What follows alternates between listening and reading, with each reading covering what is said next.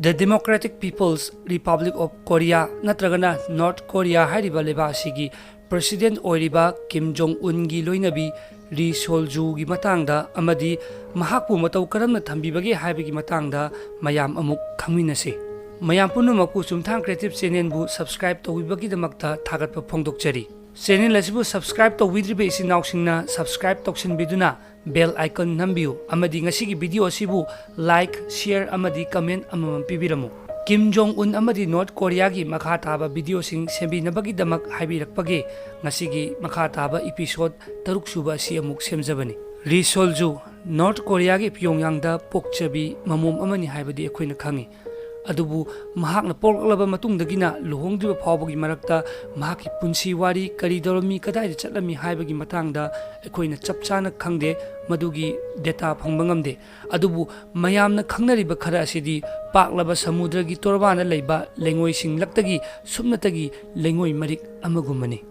Yamna angakpa wafam amana mahaki date of birth asi chaurakna 1985 tagina 1989 phawgi manungda poklamba yai haina di panari.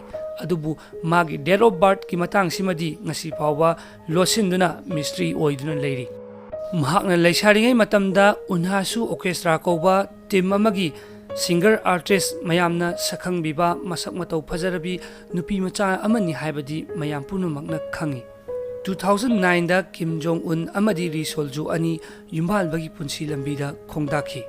Malem asida leiriba ningol khudingmaki masa masagi apamba nupa masagi apamba life partner khanjabagi maning tamba adu leinaba ngaktani. Adumakpu Ri Sol-ju na Kim da luhonglakhiba asi masana yana pamjana thamoina khoidajana luhonglakhiba natte. Tangai fadana dictator amagi order bu kibana thamoina khoidajadana luhonglakibani hairi. Tasengbadi Kim Jong-un ga Ri Sol-ju ga makhoi ani asi masa masana thengnajaduna khangnarakhiba natte. Military advisor ama oiriba mahaki uncle gi khuthangdagi makhoi ani asi khangnarakibani.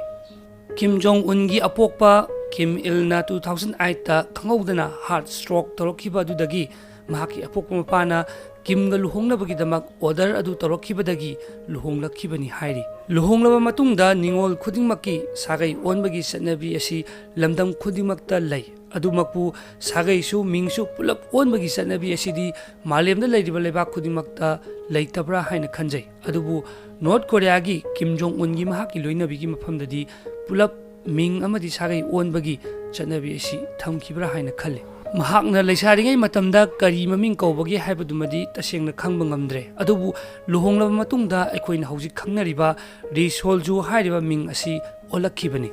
Asidasu natana mahaki haukraba punsi wari kayadasu mutatphiki.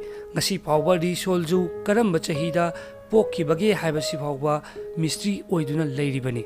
Kimna mahaki nupibu hana singer amani entertainer singa samnarami haibasi muthatnabagi damak mahakna sakkiba isai yauba CD sing audio cassette sing makhai khongkatlaga mai thakibagi warisu leiri. Aduga yamna tamthiba thodok ama hairagadi Ri Sol-ju gi maramda yamna kupthana khangba kangbuni haiba unhasu orchestra gi musician mapan hatkibagi thodok amasu leiki. Maram sing asina Kim Jong-un na mahaki nupigi past history sing adubu miyamda khanganingdaduna muthatkibani haibasimadi mayek tasengle. Ri Sol-ju na Kim ga luhonglaba matungda mahaki family singa unabagi kudongsahabadu pibikhide. Tangai fadana thogdok amaga mari leinana ngayak unaba ngayak thengnaba wari watai sanaba sinatana mari matagi miyoi singa unaba yade. Tasengbadi Ri Sol-ju isam sambi tarai bi isam samba family amagi nupi macha amadi natte. Mahaki family asi miyamna respect tongnaba seljau paiba imung amagi machani. Mahaki apokpi hospital amagi gynecologist ward ki head amani aduga mahaki apokpana lebak miyamna sakhanglaba aphawba professor amani. Asumna Ri Sol-ju na Kimda luhonglaba matung North Korea gi first lady oiraba matungdadi mahaki family ga unabagi khudongsaaba adu Kim Jong-un na mahaki mafamda pibikhide. Mamangi video da panjakhiba Kim Jong-un na mahaki prajasingda sening saningba dress setpa yadaba kakningba hairstyle kakpa yadabagi matangda thingmagum mahaki loinabi Ri Sol-ju da su mahakna luhonglaba matungda athingba kaya thamki. masagi setningba dress setpa yadaba mahaki kakningba hairstyle kakpa yadaba kaya asigi matangdasu thingbiki mahakna luhongba kuidringai miyam mamangda thorokpa matamdadi mahaki phajaraba hairstyle amadi setok chathorakpa yamni unique oiba dress code sing adu ubada North Korea gi miyam singna Ri Sol-ju aduki matik ngaungna khibani asidasu natana mahaki western gi oiba style sing samkak lakak amadi phijel leiteng dress code ki matangda public na mangonda aduki matik full attention pinakhi adubu tapna mahaki jin setpa western gi oiba phijel leiteng sing setpa adu uba phanglakide karigumba setning chaning labasu dress ki wafam sima pumnamak mapuroibagi mafamdagi ayaba lauba tangai fade ngasi akoina uriba mahaki hairstyle asisu mahaki machanupi poki haiba matungdagi honglaktana adum leraklibani mahakpu public mamangda uhanbagi matangdasu restriction kharadi adumak thamli malemasi lebak khudingmaki first lady singumna Ri Sol-ju mahak khaktamak public mamangda leiba photo ama phawa udri matam chuppada mahaki mapuroiba kimga loinana photo kaminaba natana ngasi phawba uba phangdri mahakta sunate hek pokchariba masa singa loinana public event singdasu khak yahonde maram asinani ngasi khongjen janglaba social media amadi internet ta mahaki masa singi photo ama phawa uba phangdriba kayada kok laikhraba Kim Jong Un gi wakhalono masi aphabani haigadra natraga phattabani haigadra haibadu adomadongi wakhal tare India ki Bollywood amadi Hollywood ki celebrity sing aduga atop lamgi first lady singna khongkap ama hek kanthorokpa matamda makoi akoibda leiriba photographer singna photo kapnaba ngaktani adubu masak matau phajarabi leiba amagi first lady Ri Sol-ju na khongkap ama hek thangtorokpa matamda photo kapke hairabadi Kim Jong Un gi